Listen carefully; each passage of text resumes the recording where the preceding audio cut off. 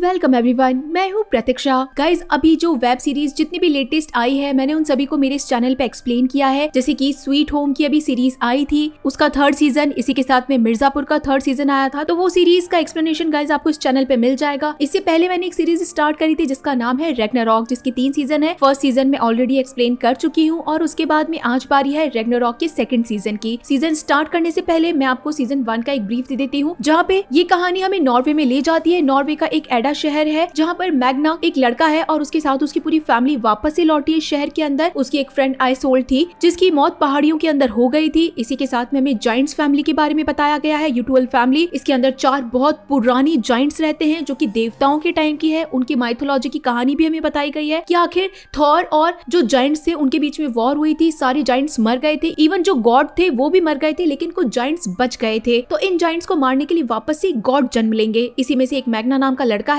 जिसे कि थॉर का अवतार बताया गया है, जो कि वापस से थॉर की शक्तियां लेके आएगा और जाइंट्स को वॉर के अंदर हराएगा। ये सारी चीजें गाइस हमने 1st सीजन के अंदर देखी थी, यानी कि कुछ कैरेक्टर्स देखे थे, साथ ही में जाइंट्स कौन थे, गॉड कौन था, ये सारी चीजें देखी थी। तो इसी सारी कंटिन्यूटी के साथ में सीजन 2 की स्टार्टिंग होती है। एपिसोड 1st एकदम वहीं से शुरू होता है जहाँ से 1st सीजन का 6th एपिसोड खत्म हुआ था, यानी कि मैग्ना और विडार के बीच में बहुत ही गजब वाली फाइट हुई थी। तभी मैग्ना ने अपने थंडर का इस्तेमाल किया और विडार को बहुत बुरी तरीके से झटका लगा। ये दोनों एक दूसरे से बहुत दूर जाके गिरे थे, लग रहा था कि दोनों ही मर गए हैं, लेकिन मैग्ना की उंगलियां हिल गई थी। इसी के साथ में हमने ग्रे को देखा था जो कि फ्योर को देख के बुरी तरीके से डर गई थी और जानना चाह रही थी कि आखिर फ्योर करना क्या चाहता है, वो क्या चीज है। लेकिन फ्योर ग्रे को यहाँ से जाने के लिए कहता है और खुद की जान बचाने के लिए कहता है। तभी यहाँ पे इमरजेंसी वाले 2 लोग आ गए थे जो कि विडार और मैग्ना दोनों को उठाने की कोशिश करते हैं। साथ ही में जो इलेक्ट्रिक शॉक दिया जाता है, जैसे वो मैग्ना को लगता है तो अब कह सकते हैं कि मैग्ना के पास में तो इलेक्ट्रिसिटी का सोर्स ही है, तो उस इलेक्ट्रिसिटी के कारण बेचारा जो नॉर्मल आदमी था बहुत दूर जाके गिरता है, उसकी गर्दन वगैरह टूट जाती है। अभी तक भी विडार उठा नहीं था। मैग्ना उसके पास जाता है तो विडार उसका गला पकड़ लेता है और कहता है कि कहानी तो अब शुरू हुई है, अब तू देख मैं तेरे साथ में क्या क्या करूंगा। जिस वक्त ये सारी थंडर बिजलियां वगैरह कड़क रही थी, तभी हमें सीजन 1 का वो एक बूढ़ा इंसान दिखाया जाता है जो कि बैल्कनी के अंदर जान करके खड़ा था और कहता है कि उसकी गाड़ी खराब हो गई। उसे संभालने के लिए यहाँ हमें एक छोटा सा डॉक्टर भी दिखाया जाता है। अब यहाँ पे मैग्ना बहुत ज्यादा भड़का हुआ था, उसे कोई चीजें समझ में नहीं आ रही थी कि आखिर हो क्या रहा है। तो वो उसी उड़ती हुई चील को देखता है जो कि कंटिन्यूअसली उसके पास में ही थी। अब गाइस, ये उड़ती हुई चील और कोई नहीं बल्कि वेंचे थी, यानी कि जो बूढ़ी औरत हमने सीजन 1 के अंदर देखी थी। अब यहाँ पे जैसे ही वेंचे मैग्ना के पास आने लगता है, क्योंकि मैग्ना बार बार में पूछ रहा है कि आखिर उसके साथ में हो क्या रहा है, उसे करना क्या है, तो यहाँ पे ग्रेविटी का फोर्स बन जाता है और मैग्ना एक अलग ही दुनिया में चला जाता है, जहाँ पे उसके सामने एकदम खुली सी जगह थी, पानी वगैरह था। और पहले तो उसे वेंचे दिखाई देती है एक अलग ही तरीके के कपड़ों में, लेकिन उसके बाद में वही इंसान आइसोल्ड के अंदर चेंज हो जाती है। मैग्ना उसे देख के कहता है कि मैं तुम्हें बहुत ज्यादा याद करता हूँ, तुम तो मुझे बीच रास्ते में ही छोड़ के चली गई। आइसोल्ड का कहना सिर्फ इतना ही था मैग्ना से कि जो जाइंट तुम्हारे सामने है वो पूरी दुनिया को बर्बाद करने वाले हैं, तुम गॉड हो, तुम्हें ये सारी चीजें ठीक करनी है, तुम्हें उसे लड़ना पड़ेगा। अकेली मैं नहीं मरी हूँ, बल्कि मेरे साथ में और न जाने कितने लोग मरे हैं और आगे भी मरते ही रहेंगे। मुझसे वादा करो कि तुम विडार और उसके साथ में यूटुअल फैमिली को खत्म कर दोगे। मैग्ना कहता है कि मुझे तुम्हारी जरूरत है, मैं अकेला नहीं कर पाऊंगा, लेकिन आइसोल्ड कहती है कि तुम कर पाओगे और बाकी लोग भी तुमसे जल्द ही मिलने आएंगे। तभी वेंची अपने असली रूप के अंदर आ जाती है और मैग्ना को इन्फॉर्म करती है कि जल्दी तुमसे मिलने के लिए बाकी गॉड्स भी आएंगे। और तभी वहाँ पे एक आग का गोला बन जाता है और वेंचे मैग्ना के ऊपर एक तरीके का पाउडर फूकती है, जिसके बाद मैग्ना अपने असली वाली जगह पे पहुंच जाता है। सीन जिसके बाद में यूटुअल फैमिली के ऊपर शिफ्ट हो जाता है। यहाँ पे रैन और सेक्सा दोनों बैठे थे और विडार उसे बताने के लिए आता है कि उसकी और मैग्ना की बहुत गजब वाली फाइट हुई थी। वो मैग्ना को मारना चाह रहा था लेकिन मैग्ना को नहीं मार पाया। अभी तक उसे पता नहीं है हथौड़े के बारे में। अब गाइस, अगर आप लोग थॉर को जानते हैं तो थॉर और हथौड़ा बिल्कुल एक चीज ही है कि थॉर के बिना हथौड़ा अधूरा है और उस हैमर के बिना थॉर अधूरा है।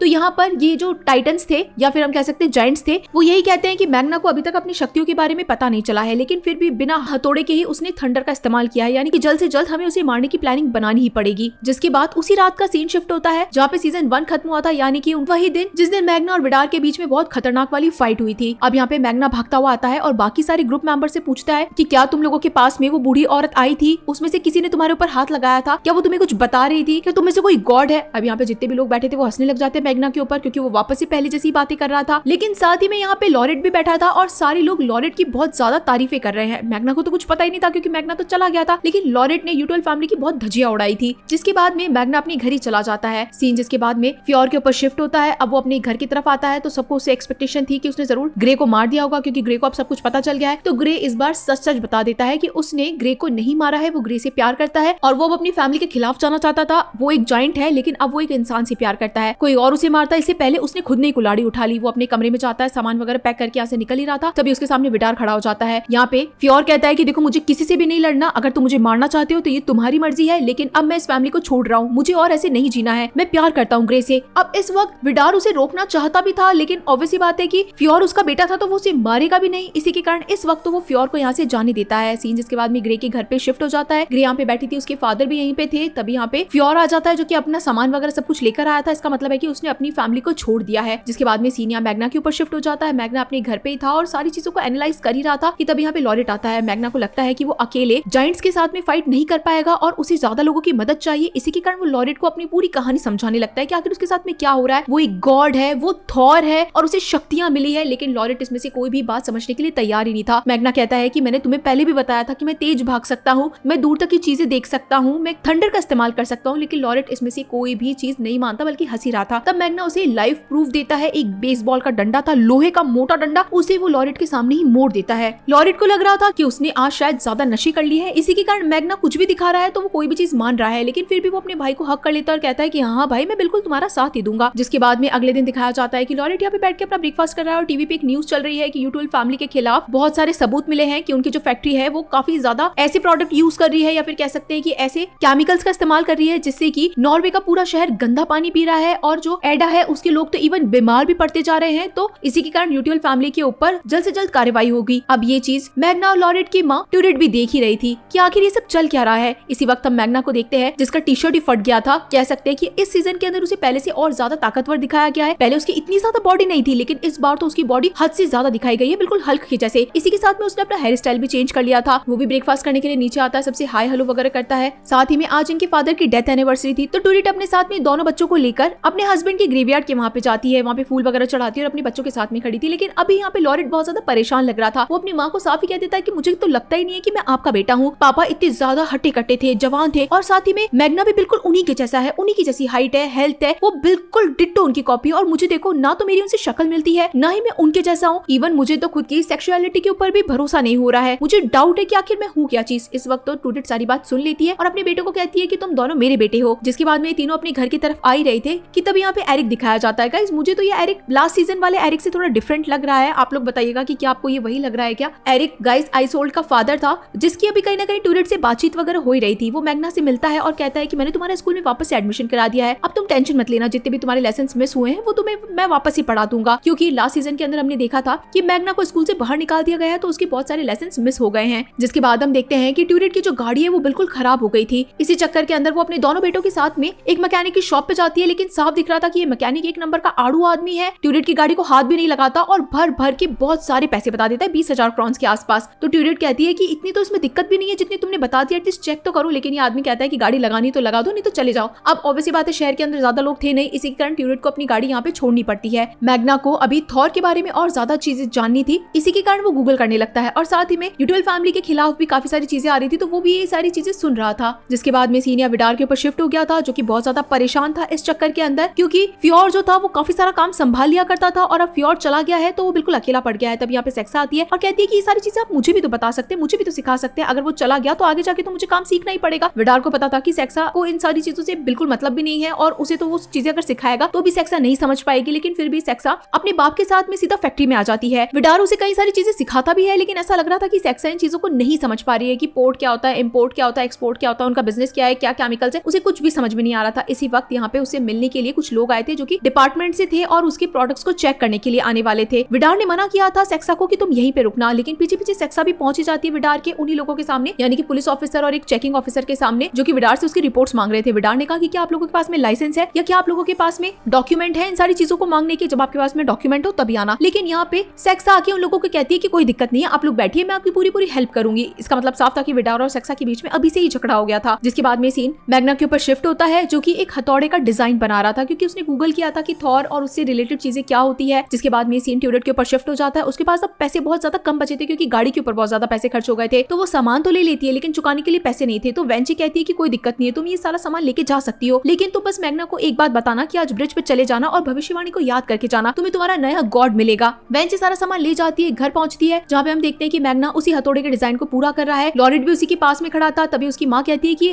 आज हम क्या करेंगे कि हमारे घर में जो पार्टी होने वाली थी वो हम बाहर जाकर नहीं, हमारे घर के अंदर ही करेंगे। यानी कि इनके फादर की जो डेथ एनिवर्सरी थी, या फिर कह सकते हैं कि इनकी वेकेशन का भी कोई सीन था, तो वो हमेशा ये लोग बाहर सेलिब्रेट किया करते थे, लेकिन आज ज्यादा पैसे नहीं होने के कारण ये लोग घर के अंदर ही सेलिब्रेट कर लेते हैं। तो यानी कि शॉर्ट एंड स्वीट काम करते हैं। साथ ही में ट्यूरिट मैग्ना को ये भी बता देती कि वेंची ने कहा है कि तुमसे कोई मिलने के लिए सीधा ब्रिज पे आएगा और तुम्हें कोई भविष्यवाणी याद करके जानी है। मैग्ना को एकदम सारी चीजें समझ में आ जाती है, फटाफट से गूगल वगैरह करता है, भविष्यवाणी याद करता है और ब्रिज पे पहुंच जाता है। जिसके बाद में हम देखते हैं कि मैग्ना ब्रिज के ऊपर बहुत देर तक वेट करता है, लेकिन वहाँ पे कोई भी नहीं आता। लेकिन तभी उसकी एक क्लासमेट यहाँ पे पहुंची है जिसका नाम ईमान था, और उसके साथ में वही बूढ़े से अंकल थे जिसे हमने सीजन 1 के फर्स्ट एपिसोड के अंदर ही देखा था, बीच के अंदर भी देखा था। पहले तो मैग्ना को लगता नहीं है कि शायद यही वो गॉड होगी, लेकिन वो वही भविष्यवाणी दोहराने लगता है और ऐसा लगता है कि जैसे इस लड़की को भी किसी ने बोल के भेजा है। ईमान यहाँ पे बताती है कि मुझे भी किसी ने भेजा है तुमसे मिलने के लिए, कहा था कि मैं तुमसे मिलूंगी तो सब कुछ समझ जाऊंगी और जाके अपने लीडर से मिलो। यानी कि इन सब का जो लीडर होने वाला जितने भी गॉड है वो मैग्ना होने वाला है, क्योंकि वो थॉर था। अब वो ईमान को घर लेके जाता है, उसे सारी चीजें समझाता है और साथ ही में कहता है कि गॉड और जायंट्स के बीच में वॉर होने वाली है, तुम इनमें से एक गॉड हो और तुम्हें तुम्हारी शक्तियों के बारे में मुझे बताना होगा। ईमान को अब तक समझ नहीं आया था कि आखिर तुम किस तरीके की शक्तियों के बारे में कह रहे हो, लेकिन मैग्ना कहता है कि तुम जल्दी समझ जाओगी। जिसके बाद में सीन यहाँ लॉरेट के ऊपर शिफ्ट हो जाता है। अब उसके पास कुछ खास ज्यादा पैसे तो नहीं थे, तो वो एक कैफे के अंदर जाता है, बर्गर वगैरह ऑर्डर करता है और भी काफी सारी चीजें ऑर्डर करता है और पैसे देने के बदले काफी सारे कैंस देता है। तो यहाँ पे जो लड़का था वो कहीं ना कहीं लॉरेट को देख के स्माइल करने लगा और ऐसा लगता है कि इन दोनों के बीच में कोई कनेक्शन था। साफ था कि लॉरेट बाइसेक्सुअल है, यानी कि उसे लड़कियां नहीं बल्कि लड़के पसंद थे। जिसके बाद में सीन यहाँ वापस से ईमान के ऊपर शिफ्ट हो जाता है और वो मैग्ना से उसकी खुद की पावर्स के बारे में पूछती है कि आखिर तुम्हारे पास में क्या पावर्स है। दूसरी तरफ नीचे यहाँ पे टूरेट लॉरेट के साथ में बात कर रही थी। अब जैसा कि लॉरेट वही बार बार में एक ही चीजें बताता है कि वो लोगों से अलग है और आज वो जिस कैफे के अंदर गया था तो वहाँ पे वो एक लड़के से मिला था। वो लड़का बहुत लंबा था, बहुत स्मार्ट था। तो टूरेट कहती है कि हाँ हाँ बिल्कुल तुम्हारे दोस्त हो सकते हैं, मैं जब तुम्हारी उम्र में थी तो मुझे भी लड़कियां पसंद थी, ऐसा कुछ नहीं है। तो लॉरेट समझाता है कि माँ मुझे नहीं पता कि आखिर वो किस तरीके का लड़का था, लेकिन मुझे बहुत ज्यादा पसंद आया। तभी इन्हें ऊपर से आवाजें आने लगती है जो कि मैग्ना और ईमान की थी। इन माँ बेटों को लगता है कि शायद ऊपर कुछ चल रहा है, लेकिन असल के अंदर तो मैग्ना बस अपनी पावर्स दिखा रहा था ईमान को, उसी को एक चेयर के ऊपर बैठा के पुशअप्स लगा रहा था। जिसके बाद में सीन यहाँ रात की पार्टी में शिफ्ट हो जाता है। मैग्ना के घर पे काफी सारे लोग आए थे और साथ ही में दो इंपॉर्टेंट गेस्ट फ्योर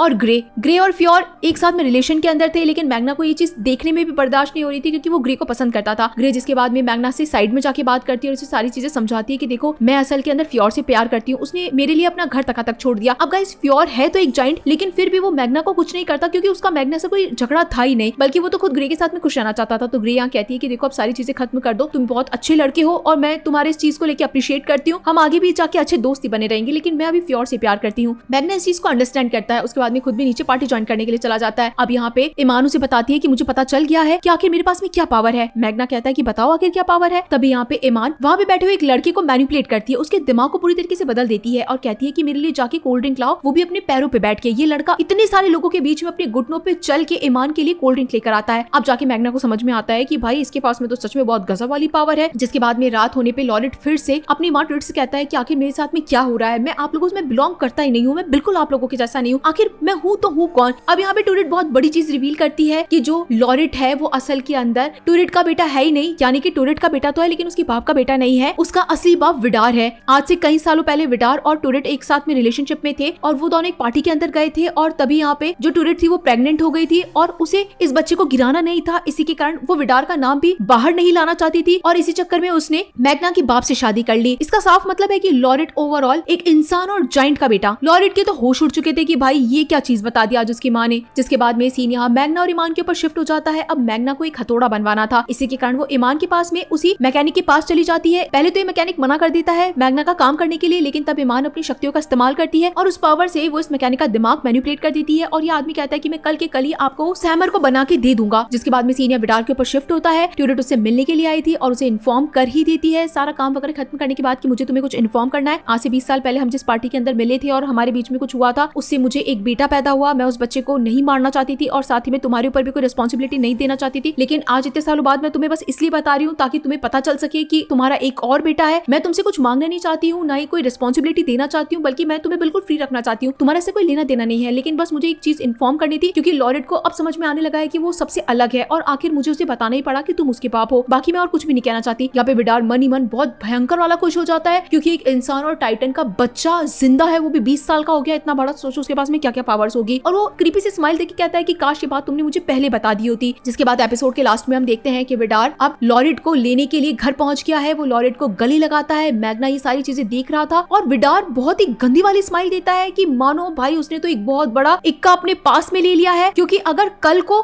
गॉड और टाइटन्स के बीच में लड़ाई होती है तो आखिर लॉरेट करेगा तो क्या करेगा। वो तो दोनों के बीच में फंस गया है, यानी कि वो इंसान के बीच में रहेगा या फिर गॉड के बीच में रहेगा। और मैग्ना आखिर अपने भाई को मारेगा या नहीं मारेगा, क्योंकि उसका खुद का सगा भाई एक जाइंट बन गया है। तो ये एक बहुत बड़ा सस्पेंस था गाइस। तो चलिए फिर मिलते हैं आप सभी लोगों से सेकंड एपिसोड में। तब तक के लिए टाटा।